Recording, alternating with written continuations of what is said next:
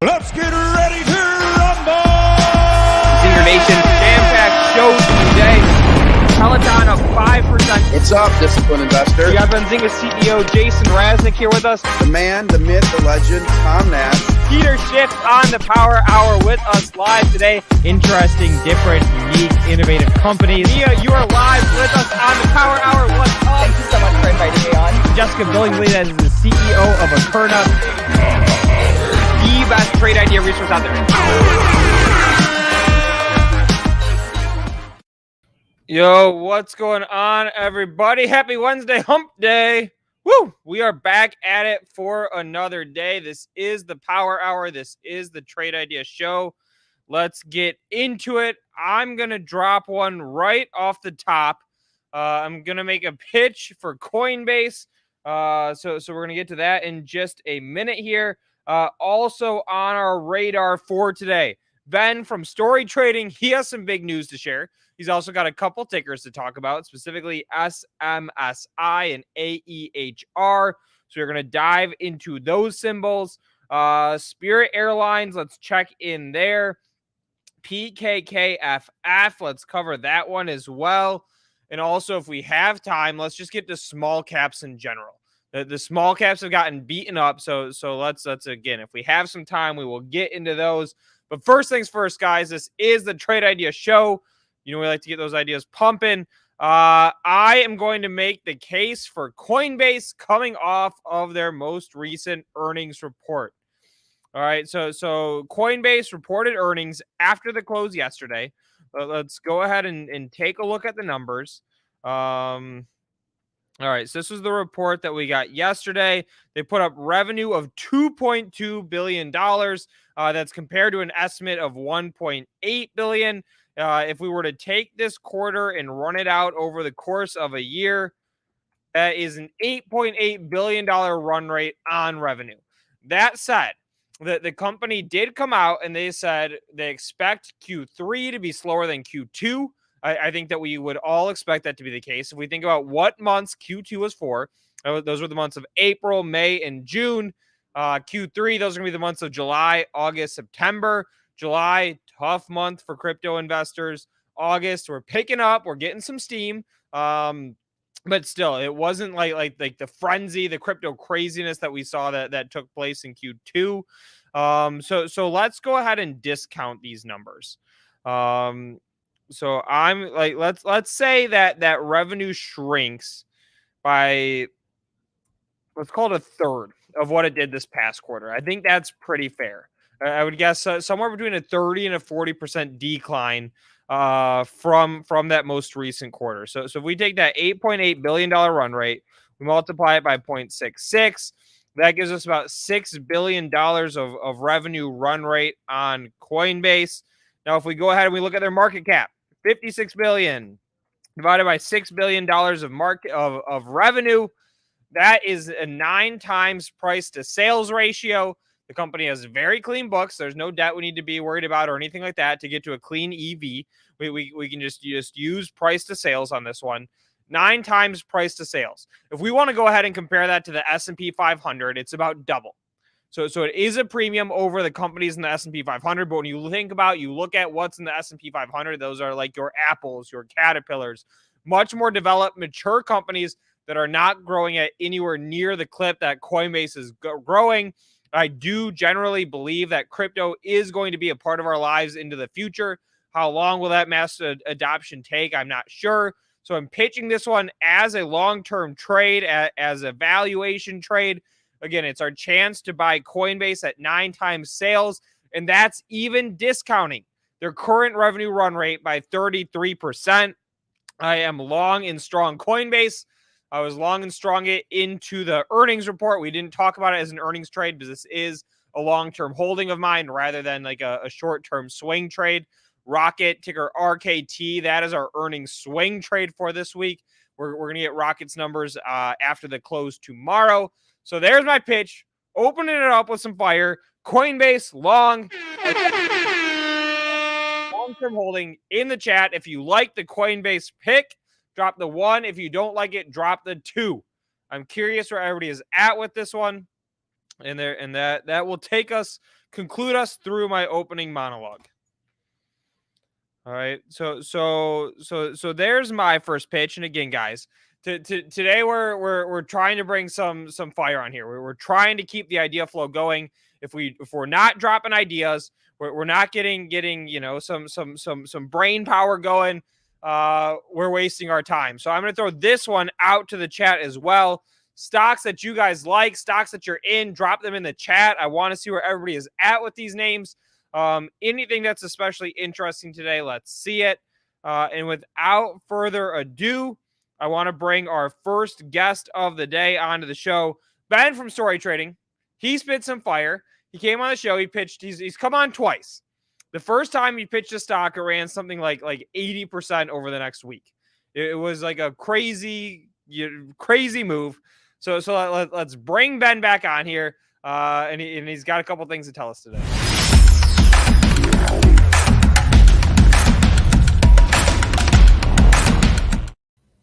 Ben, what is going on, man? How are you doing, sir? What's up? I'm doing great. Thank you for having me back, Hot Stocks Luke. Absolutely. Welcome back to the Power Hour. How are things in your world? Everything's great. We're real excited about a new announcement. We just had a press release this morning that we have a data partnership with Benzinga. Boom! We get some air horns on that one. Yeah, we're really excited about that. We revealed our app is coming out soon, just a few weeks ago, and it's a social collaboration and crowdsourced research app to uncover the hidden story behind the trade. And as part of that, we are integrating data sources in there to give people a jump start on the crowdsourced collaboration so they can go through the news feeds and see what's going on. You know, I spoke to Jason, this founder of Benzinga, Jason Raznick, some time ago when we talked about this data partnership. And Benzinga and I and Jason, we really see the world eye to eye, you know, in terms of how markets work. And we're both motivated by this vision to explain market price action. And Benzinga's been on the leading front of that, you know, especially with their why it's moving alerts, right?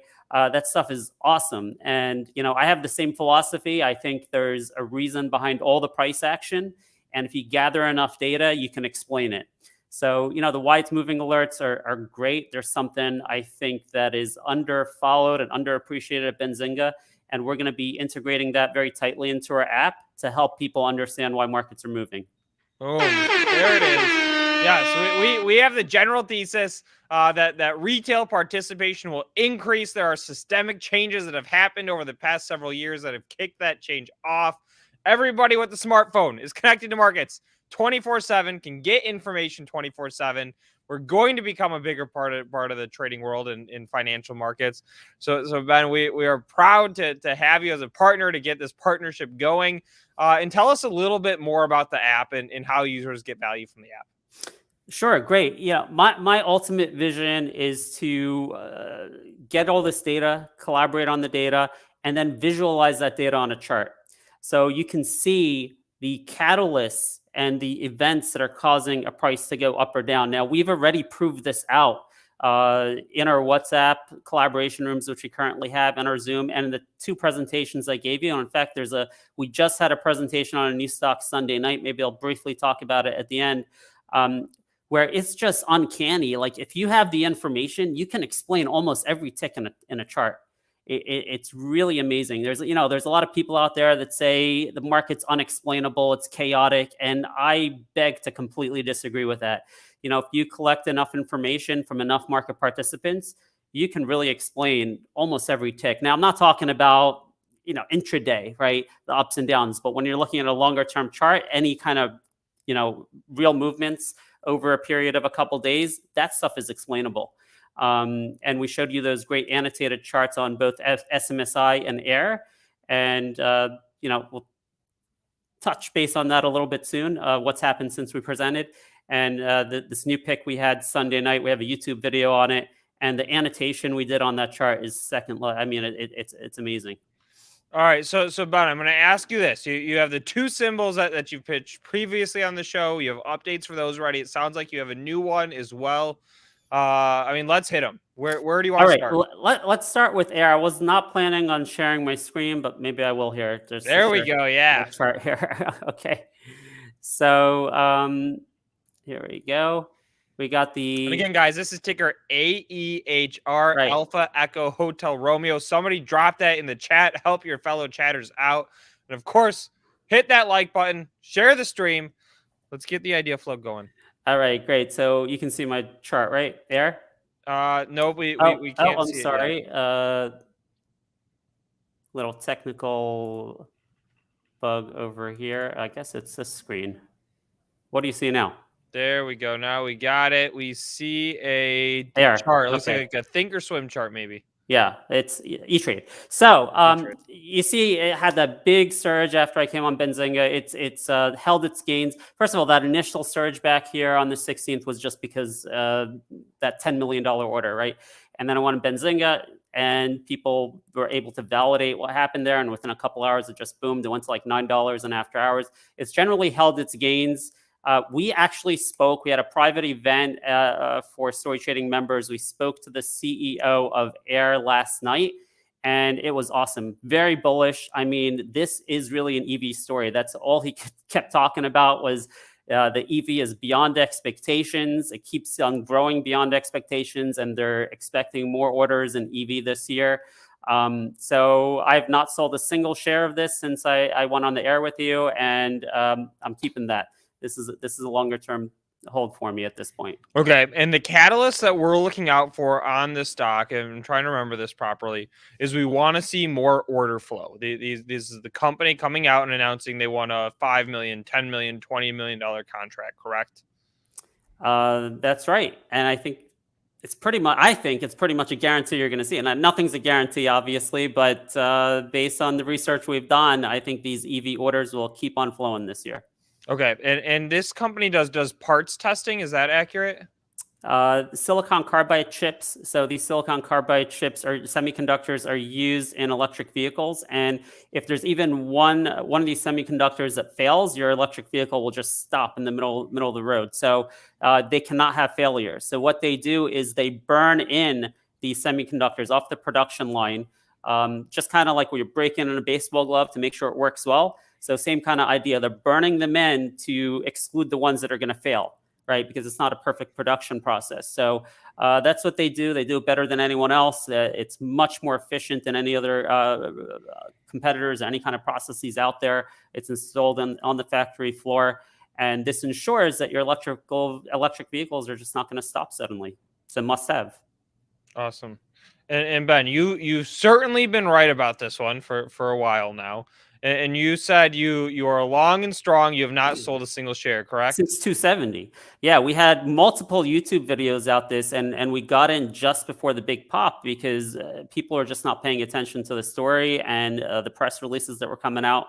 So we had multiple videos just before it started booming from 270. I've been in since then, and I'm holding for a while probably. Okay. And then what about the other one? Ticker SMSI. That's Sandy Mike Sandy India. Somebody dropped that one in the chat to help your fellow chatters Okay. out. So SMSI, first thing I want to point out, listen, guys, when we put a stock out there, just don't jump and buy it suddenly. Because air went up within a few hours, right? People went and validated that information here. Because they had air and then, it's going to happen again. Like the second I mentioned SMSI, the thing rocketed to 640 and some people got hurt. Now, the story over here is we had that video clip from a senior executive at SMSI that said there's going to be a big product launch by the end of July. Now, what happened is that product launch didn't happen yet, right? So much of this disappointment is because there's speculation that maybe it will never happen. This is regarding the T-Mobile relationship. Now, they had earnings back here on, you can see it here when it gapped up, right? So at this earnings call, on the conference call, they said basically there's some further delays with T-Mobile because of internal reorganizations that are happening there.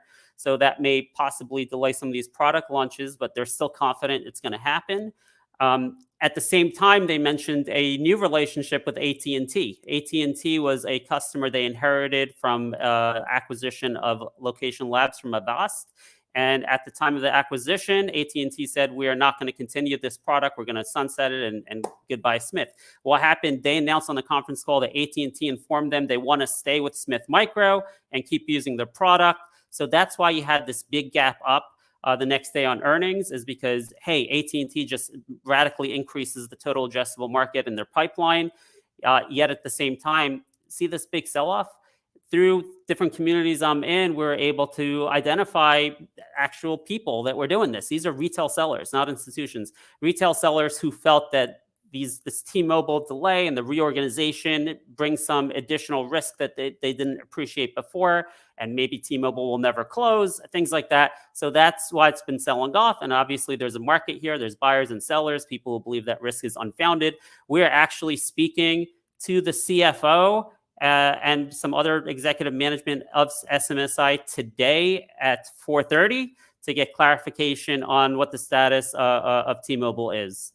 Okay, so SMSI, it sounds like there's a decent shot you're going to get some pretty big information, either positive or negative, on the clarity of that relationship. Because obviously, if that relationship isn't in place, hurts the company, hurts revenue. If it is in place, massive amount of upside revenue potential. Is that an accurate summary? Yeah, although, we learned that they can not really, they're going to give color, but they can't say definitively either way, right? It's ultimately up to the carriers, the timing of launches. So I'm really going to drill them on, hey, what happened? Say it's up to the question asker how much color you can get. Yeah, I'll do my best to pin them down. But, when they go out there and say, hey, this is launching end of July, like, what happened? Is that still in play? Is that potentially happening any day? Or has been a lot of doubt added to that, and that might not happen. So that's really what we're going to corner them on tonight, hopefully. Excellent. All right. So those are updates in the two, and the SMSI, are you long and strong that one still as well? I am. I have not made any changes to my allocation. Listen, these two stocks are stocks that I've held for about 3 years. I use all of this information to increase or decrease my positions. When I know companies so well, I rarely go all out. I just, like to keep tabs on things. And when we have this information from the community, I may increase my position for the short term to take advantage of upcoming catalysts, things like that. That's how I play it. But I'm doing this on strong companies that are fundamentally strong, right? So if I get the trade wrong on an overweight position, I'm still good for the long term. Okay. Excellent. All right, Ben, we appreciate the updates on those ones. You teased us that you had a new stock. Yeah, I wasn't prepared to do a full presentation. I will just show you a quick chart about it. There's awesome. We have like 5 minutes, and you give very thorough pitches. We don't have time for the full one. I'm not going to give at least the teaser of it. Just because I wasn't prepared. But yeah, there's a YouTube video on it. Before I pull up the chart, I'm not even going to say the ticker yet because I don't want people jumping and buying this suddenly. There's earnings tomorrow, and earnings is always a risk event, right? So this stock is basically it's a riot play. It's a very hot sentiment-wise, right? Because it's related to police shootings and police training or virtual reality training for police. So let me just share my screen here. And again, this is the bread and butter of what I love, is explaining market price action. So the ticker symbol is VTSI. Please don't jump and buy this, guys. Do your research, okay? As I said, earnings tomorrow, some added risk. So I mean, how do you think about earnings? You're a long-term investor. Yeah. You have long-term theses on these stocks. My guess would be that you're going to say earnings is part of the story, and so I hold it all the way through. Is that accurate? Unless the story changes, right? Mm-hmm. Yes, because a lot of times, especially with smaller companies, there's going to be delays, right? It's hard to predict exactly what quarter things will inflect and things like that will happen. Yeah. So, I unless we hear something that's game-changing bad, which I obviously don't anticipate based on what we know, I'm probably going to hold it right through earnings. So, but here's the cool part. Look at a long-term chart. This is VTSI. And what happened here, right? Why did this turn around in May of 2020? And we have all the answers. I mean, it's amazing what we're able to do with crowdsourced collaboration. Every tick on this chart, every significant tick. So this was originally introduced as a trade of the week right before this big pop. There were some riots that were happening. And I had this stock on my radar for years as a kind of like a riot play pick. And there were some national riots, and this is one of the best fundamental companies out there, very low flow. And I said, hey, let's put this out as a trade of the week. I think someone else in the community joined me on that week and said, this is a good trade of the week. It took a couple days, but it rocketed, right? That's when it all started. Now, what happened? It held its gains over the next several months, right? That doesn't happen often, right? Why did it hold its gains? And it's because our community discovered that there's great fundamentals behind this company. I don't want to get into all the details now. I have a full presentation. Perhaps later we can share with you. And then we invited the CEO to speak to Story Trading right there on that date sometime. What is that? Like January, end of January 2021. He spoke to Story Trading, and then the stock went on another tear, right? So you can decide why, but I think there's a correlation there. Then they had earnings, and this was crazy. They blew out earnings. It was like 20-cent EPS. And is that 100% move day? I mean, that's a It was. crazy stock price movement. It was 100% move day, and it didn't hold because that night, for the first time in like forever, they decided to take advantage of that and do an equity offering at $6 with no warrants, right? So it opened around $6. Gotcha. Yeah, hate it when that happens. They raised a lot of money. Well, I mean, they're a strong fundamental company, and they're going to do some great things with that cash, right? It's surprising the stock went below 6 over here, below the offering price, but it did, and I loaded up below 6 along with a lot of other people. There you go, 18 million offering at 6, no warrants. And then we invited the CEO back to comment, and lo and behold, is that a coincidence? It started going up again after he commented on what they're doing with that money. Then he had this little spike here, which was because it was discovered that they're bidding on a $24.5 million Department of Defense contract for military training. We talked about police training. Now we're talking about military virtual reality training with these goggles. Then they were at an LD Micro presentation that sparked another bottom, obviously, right? A couple days later, we had Kevin Crawford from our community do a great presentation. It's up on YouTube. Great due diligence on the likelihood of them winning this military contract and the stock. And the timing for actually figuring out if there's a military contract award, I imagine, is way far out. Is that accurate? We're not sure. It could possibly be this. That's where the doubt comes in, right? We don't know exactly when they're going to announce that they won this or that we're going to see it in the bottom line. But there's a lot of clues in terms of backlog and some things in the accounting that Kevin had discovered.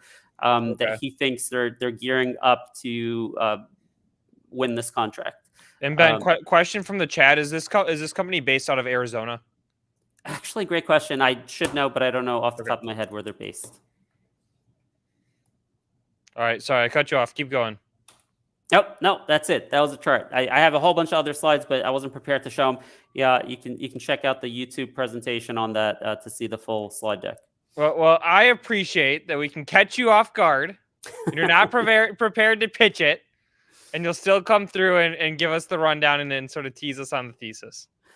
Cool, happy to do that. And be careful out there, guys. Right? This is you don't want to jump and buy something before doing your research.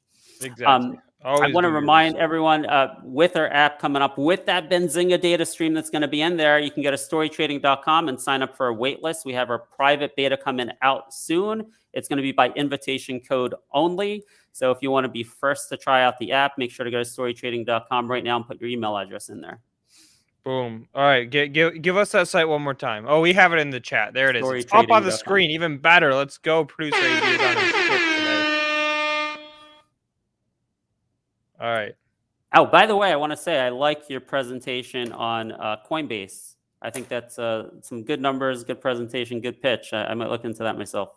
Awesome. Yeah, again, this is not a swing trade. I didn't talk about the fact that I own it into earnings because it wasn't an earnings trade, and I don't want people to rush into it because of that. But yeah, it's a long-term holding. I think when we can forecast a revenue decline of 33%, and the stock is still only at 9 times price to sales, and it's a company like Coinbase, 100+% year-over-year growth. Yeah, I think you got to do it. It's a futuristic company. It's certainly the leader in the space. I have other ones that I like better, like a Voyager Digital. But I think it makes for an absolutely interesting play.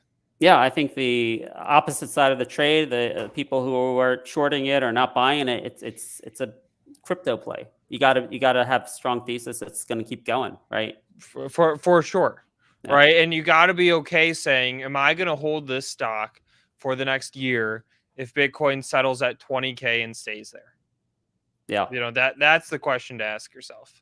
And it's interesting to play to have, as part of a diversified portfolio. Makes sense. Yep.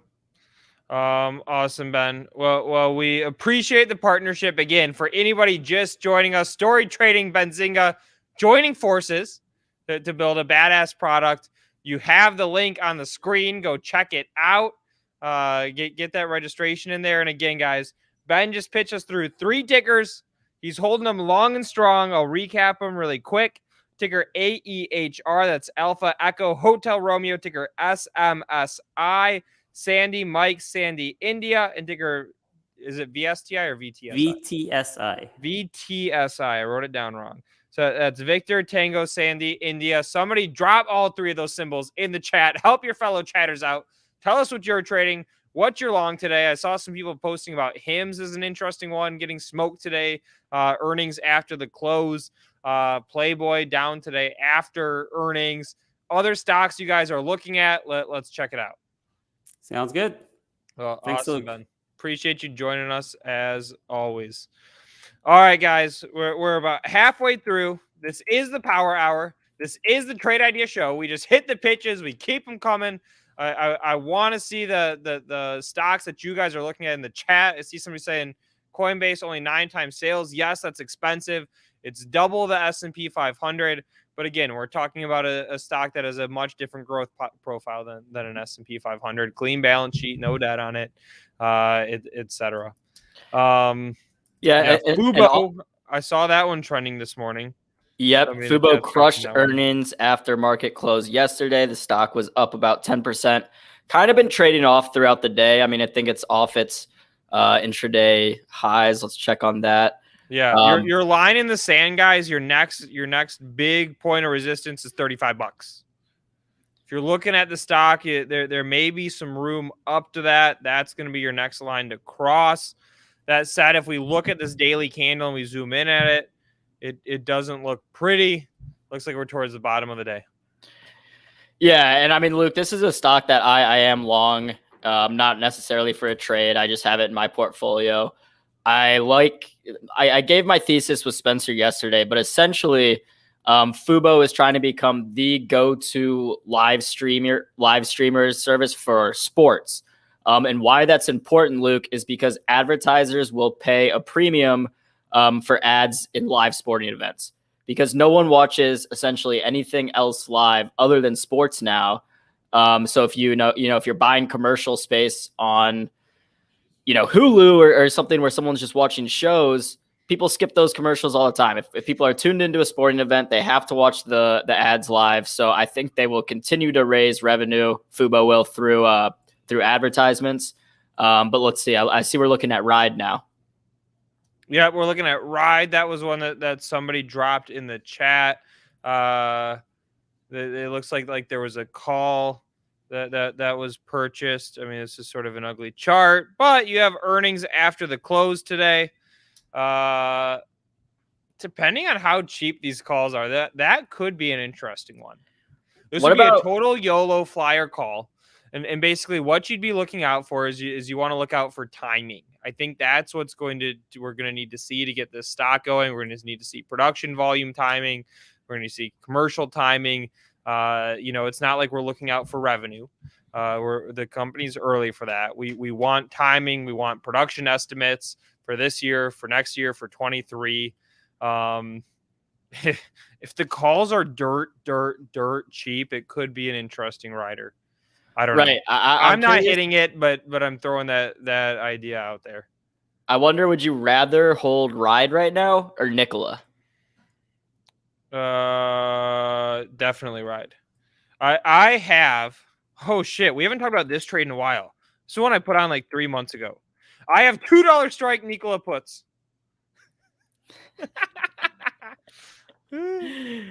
Oh man, they were. I mean, they cost no money. The stock was like $20 at the time.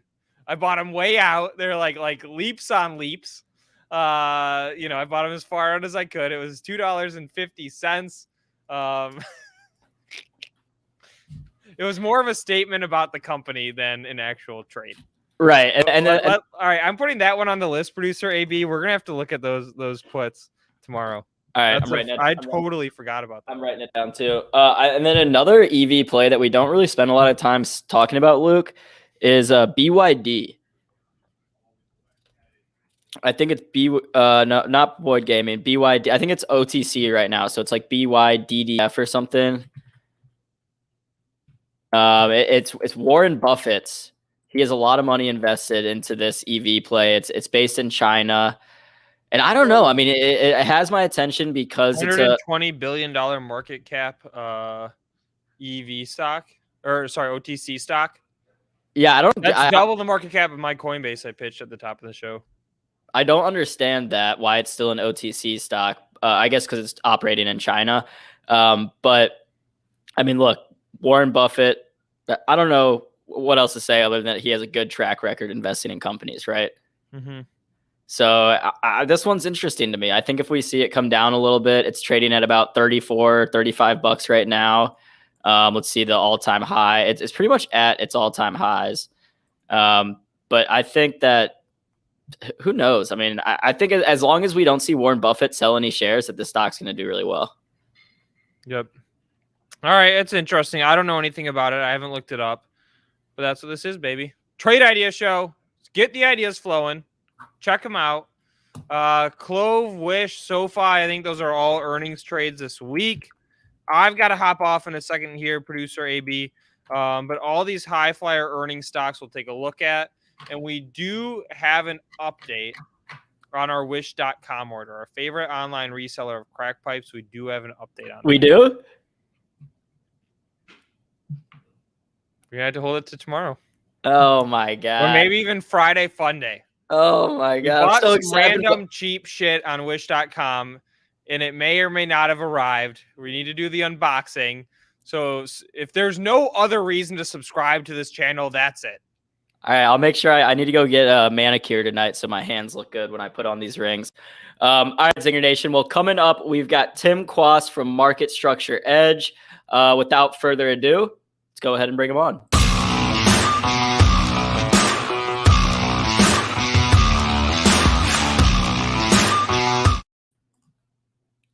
Hey, Tim, how we doing? Good to see you. Well, thank you. How about you? Are Good. you?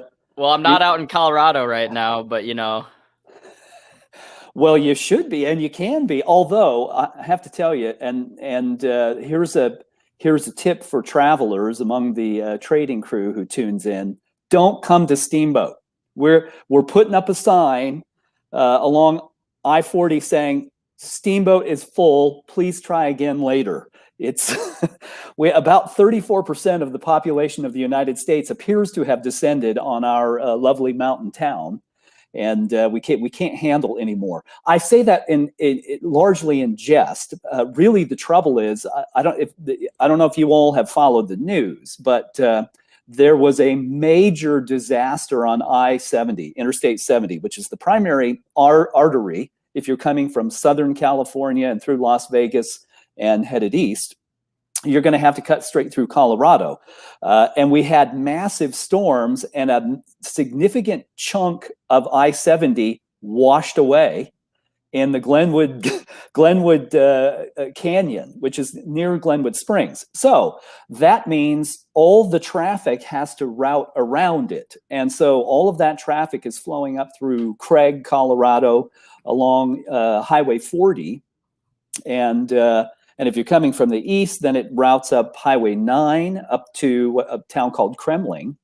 And all of it comes up through Steamboat Springs. So we are awash in humanity, which is something we're not really used to. We come here to get away from everybody. Right. You know, so Well, not that anyone cares, but I know I-70 really well. I've probably spent, 2 days worth of time on that highway, 48 hours, probably more than that. So I'm from St. Louis, Missouri. Okay. I went to school at University of Missouri, which is in Columbia. Sure. And 70 runs straight across Missouri from St. Louis to Kansas City. Columbia is right off it. So anytime I was going from home to school or from school to home, I was on 70. I've also taken a couple road trips from 70 from St. Louis all the way to Denver. So it's just one road the whole way there. It makes it very easy.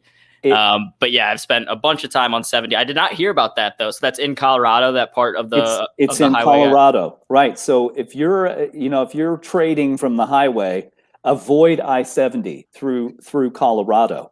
Fine in Kansas, but just in Colorado, avoid it. I used to do that too, AB. So my wife's family is largely in Texas. Okay. And so we would say that we would drive 6 hours east on I-70 and then turn right.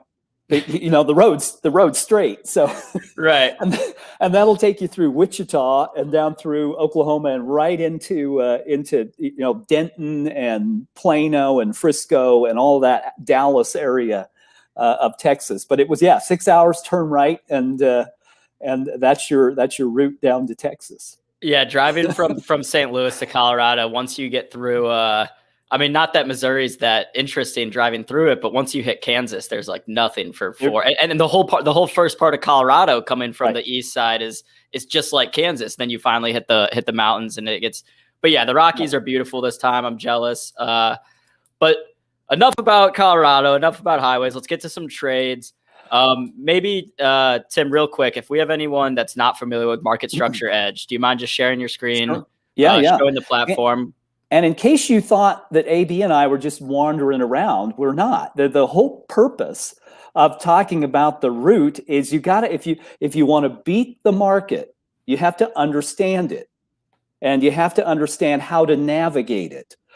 You should know if I-70 is out in Glenwood Canyon, so to speak. And I'll share my screen. So Market Structure Edge is the first decision support platform for active traders that is predicated on the rules that govern how the stock market works. That's called market structure. Market structure is the behavior of money behind price and volume in context of rules.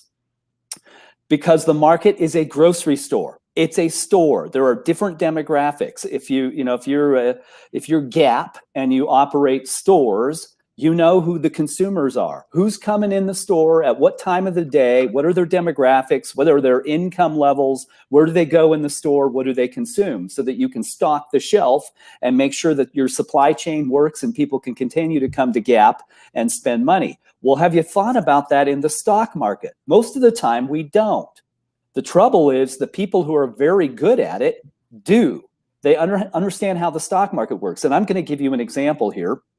I'm going to go over, this is, by the way, Market Structure Edge, marketstructureedge.com. If you want to follow along, you can do this for free. Name and email. You don't have to, just try it for 14 days and you can do it just so you understand what I'm going to talk about here. So for instance, I sold NVIDIA. This was last week at the market. That means it's a marketable trade that wants to hit the best offer.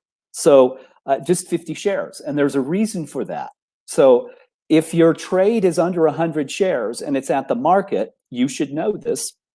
The law requires that it be executed. Either the broker itself, my broker's Interactive Brokers, they're either going to have to match that trade in the what's called IBKR ATS, their alternative trading system, or they're going to route it to somebody who has the best price. So I could watch where that trade executed. And it executed at $201.52 and 1/10 cents. Yes. Why the 1/10? And it executed at what's called the NASDAQ RLP. That's a retail liquidity program. And I'm telling you this so you understand that we know exactly how the stock market works. We know all of its machinery, and it's about supply and demand.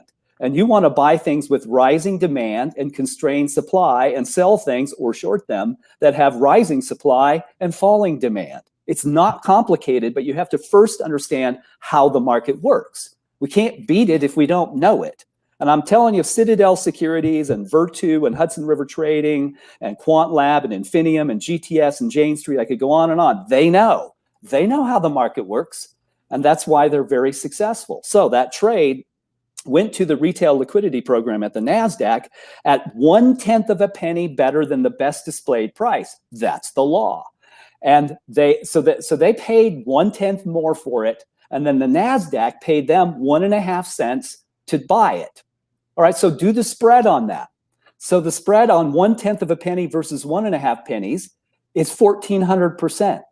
Now, you might not think about it that way, but that's what it is. So a high-speed trader like Citadel bought my trade and got paid for it. And so if you do that over and over and over, there's real money. NVIDIA trades 300,000 times a day. These are things people who are sophisticated participants in the equity market ought to know, not because it will necessarily change what you do, but it feeds into a system that can help you do better in that market. So that's the background to Market Structure Edge. It takes all of that data and puts it into two simple things: supply and demand. We call demand market structure sentiment. Supply is short volume. Most of the supply chain for the stock market comes from stock that's borrowed. Almost 45% of all trading volume is borrowed stock, because that's the way the market works. Brokers don't carry inventory. There is no supply available. You don't maybe realize this, but it's the case. I'll give you one other little example, and then I want to look at Fubo, for instance, AB, because you were talking about this. Yep. So one other example. So several weeks ago, I executed a marketable trade. There are only two kinds of trades: marketable and non-marketable. Limit orders tend to be non-marketable because they're outside the best bidder offer. You're going to put in a limit to buy or sell something at a specific price. You don't know if the market's ever going to come to that price, right? So it may or may not match. That's a non-marketable trade. A marketable trade, and you could have a marketable limit order, that is a trade that is set at a specific price that lies between the best bid and offer. That's very likely to get executed because it's the law. We have a continuous auction market by design. The SEC mandates it so that there is always 100 shares of something to buy or sell, except there may not be. What if you're trying to buy something and there's no seller? Or if I sell, I think I bought it. Actually, I bought Microsoft, 75 shares. I tend to like to do exactly what algorithms do. I know that if it's less than 100 shares, I'm going to get the best price. Doesn't mean you have to do that. I'm just telling you something that you probably didn't know. So my 75 shares of Microsoft executed in two trades, 62 shares and 13 shares. That's because no single market in the entire stock market, which is comprised of 16 different stock exchanges and 32 different dark pools, alternative trading systems, had 75 shares of it available. I kid you not. Well, machines know that. They know exactly what the supply-demand balance is. Well, we can read that, right? We can read when those things are beginning to change so that you can take advantage of it. So let's look at Fubo here. So what you're looking at is, here's the demand equation. 10 is at the top of the scale. You are slamming against the ceiling. 1 is the floor. There is no demand. And you want to know what the trend is. Well, which direction is the trend? Well, it's near the floor and the trend is down. Here's the supply chain. About 39% of Fubo trading is coming from borrowed stock. So that's a little below the market. $3,500 is the average trade size. So if you try to buy $7,000 of it, you're going to move the price. It's good to know. It's good to know how much of something is available. If you walk into the grocery store and you want to buy 10 bags of spinach and there are only 5, you can't buy 10, but you can in the stock market because they'll just manufacture another 5 bags to fill your trade. But the price is going to change. Everything's going to move. Citadel's going to know, and they're going to race the price away. That's how meme stocks work, by the way. We understand that perfectly. Risk management is the use of derivatives. So we now know that the demand equation is lousy. Short volume supply is fairly constrained. Trade size is about $3,500, and the principal cause for buying and selling is things tied to options. It's going to be puts or calls. So now let's look at that data, because you want to know, well, I want to buy Fubo when demand rises and supply is constrained. If those conditions don't exist, I don't care how good your chart looks. I don't care what their results are. The stock's not going to move materially. Can a day, a day here or there, but the trend won't be your friend if the supply-demand equation isn't on your side. Very important to understand. So look at this. Fubo was last 10 out of 10 back here at the end of June, ends of months. That tends to be where money, big money, institutional money, ETFs, indexes, quants, they're going to rebalance right at month end because there's a big options contract, futures contracts that expire right there. So if you owned it here, you want to leave when it's a 10. not when it's headed down to a 1. Too late. You've missed it, right? So that was the time to leave. Then you want to find rebounding demand. Well, it rebounded here, very brief trade, but short volume also rose just a hair above the trend line. So while we know it's not going to do very well, you might get a day or two trade. You can play that, but you know it's not going to be great. And really, the demand equation is not good here. Look at it now. The demand side is falling and the supply side is rising. So even if Fubo's price is up, the math would tell us the probability is not on our side. We want to find a probability of rising demand, falling supply, where the price has a much higher mathematical probability of moving in our favor. We want to take gains, not risks, right? So that's how you use this. I'll pause, AB, because that was a bunch of information, and it's probably something that most people haven't heard. Most people don't know about market structure. No, yeah, I mean, it's fascinating. It's a lot of info, but I always like to say that information leads us to make more informed decisions. So by having this information available, we can make more informed decisions in the market. I'm checking.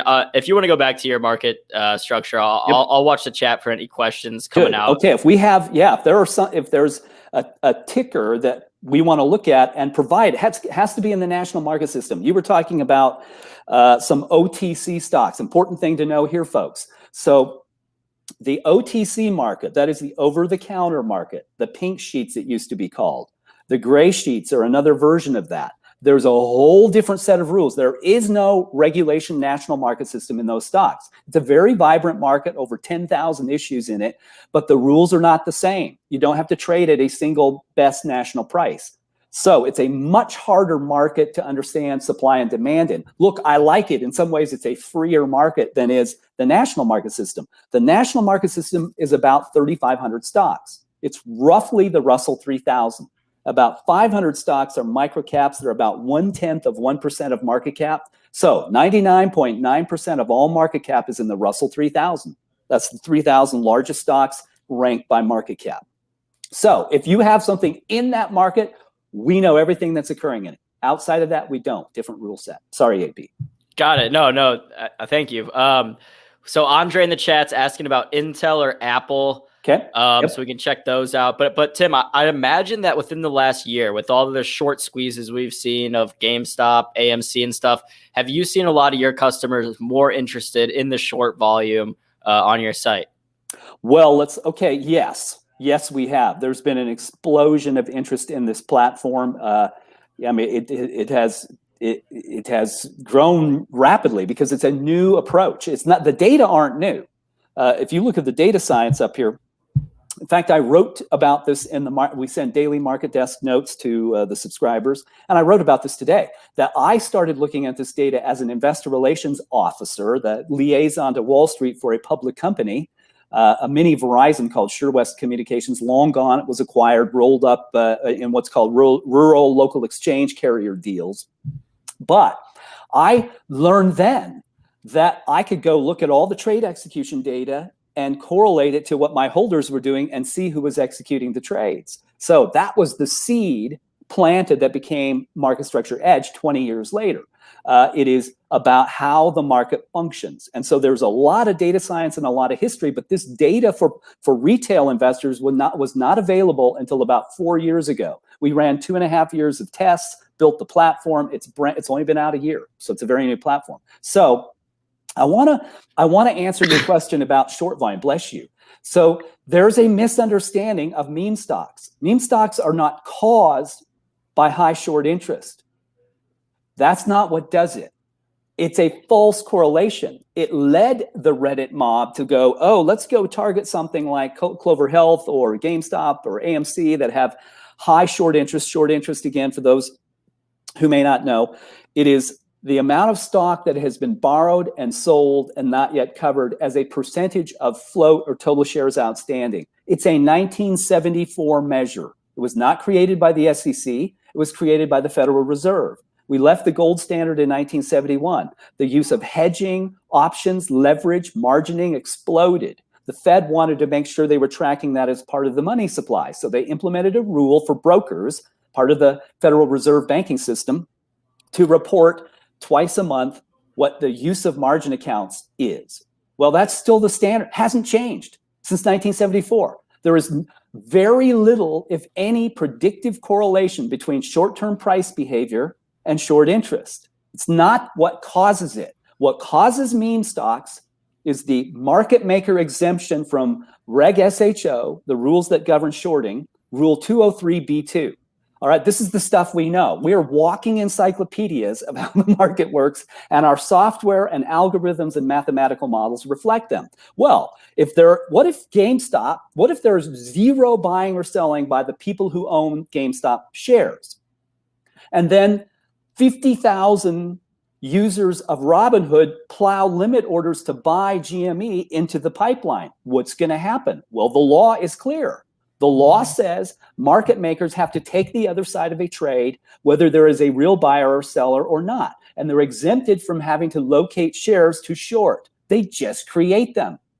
And that's how stocks go up 1,000%. They just keep creating shares to fill limit orders to buy until the limit orders to buy and the limited orders to sell reach equilibrium. And then that reverses. And then they cover. That's what happens. And they take those shares out of circulation, or they replace them with something of equal value, like ETF shares, which have exploded. There are way more ETF shares created every month than redeemed.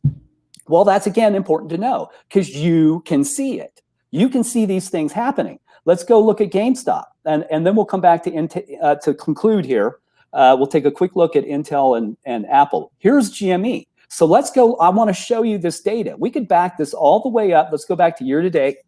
And here's what happened. Here's where it exploded, right here. Right. This is the only time that shorts actually got squeezed. If you're a smart hedge fund, and some of them aren't, Melvin isn't that sophisticated. Point72 and Millennium are very sophisticated. They're not going to get squeezed. They'll swap their short position away to Goldman Sachs and pay a fee for it and bring it back when the smoke has cleared. They're not going to get caught out. They have awesome risk management systems. They don't lose much money. They're very good at this. Here was the only squeeze, though. So look at this. We would have known. Sentiment shot up and hit the ceiling, 10 out of 10 before the move, and there's the only drop in supply. Screaming demand, falling supply, the stock's going to skyrocket. Ever since then, we had a little bit of a cover here, where short volume is below the trend. But see how it's above the trend the whole time here, where GME shot up? That is brokers creating stock to fill orders. But you will know when to leave. When demand peaks and begins to decline, leave. It's supply and demand. It's the simplest thing in the world. You don't have to understand charts. You don't have to read financials. You don't have to try to figure out what people are thinking. Just observe supply and demand. Not hard. Not perfect. Simple as that. Perfect. Real quick, Tim. Solar up in the chat's asking, how do subscribers request companies to be included in the database? SRNG, for example, is trading over 10 million shares a day. Okay. That qualifies for the database, right or no? So yeah, if it does, if it's an NMS stock, so we use GICS data from S&P Dow Jones. So we subscribe to that data to keep our general industry classification system markings aligned with the market. So ADRs are often not in that. There were other reasons, maybe where it's domiciled, but if we can add it, if we have the data, we can add it. So just go here, see this little icon down here? Ask support, put the ticker in, we'll add it. Takes 1 day. So the next day that'll be available. Wow. We can awesome. do it, we'll do it. That's awesome responsiveness. All right, Tim, we got time real quick to go check in on Apple. Okay. Probably not time for Apple and Intel. We do have to wrap right at the hour. Okay. So let's go check Apple real quick. All right. Did I put that in here? I may have. Yep, I see it. It's the second to last one. Okay, good. Oh, there it is. Yep. All right. I'm just going to isolate Apple. So here we know it's 5 out of 10. Perfect fulcrum, supply demand. And when it says 5 and bottomed, it means it stopped falling at the demand supply equilibrium point. It's not falling anymore. It's right at 5. Short volume's 34.7, 35%. It's below the market. It's a very liquid stock. Trades $17,000 at a time. Active stock pickers are the lead behavior. Active money thinks it's a good stock to own. There's the price from yesterday. I don't care about the price. I trade sentiment, not price. Price fools you. Prices are deceptive. Algorithms are deceptive. So you want to just know what the supply-demand equation is. Well, there you go. So look at this. Supply dipped and demand is dead level. What's the likelihood? Well, probability is you get a little gain. I'm not saying it's going to be a lot in Apple, but if the market's bumpy, that equation, steady demand, falling supply, tells me it probably does fine. That's how to see it.